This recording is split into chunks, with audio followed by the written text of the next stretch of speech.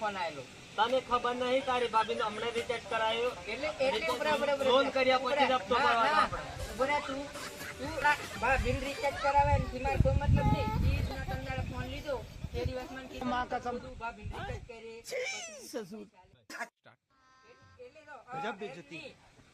એ વખતે એવું નથી ये फंस गया सी મારા બૈરીને રિચાર્જ કરાય પછી હું તને હપ્તાના અલા, પૈસા હપ્તો ભરવો પડે તો લગન થઈ ગયા પછી હું રીતે क्या हुई तू क्या है बे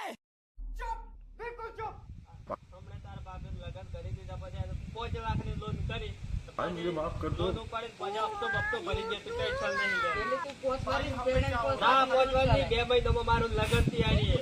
કંકોત્રીઓ કાઢી દીધી હવે લગન કરીને પછી તાર ભાભીના નામ પર લોન કરવાની 5 લાખની પછી ભરાઈ જશે આપણે હપ્તો તું ટેન્શન નહીં લે. 3 મહિને પહેલા यही नहीं अभी और सुनिए ફોન આલવાની એમ કરી.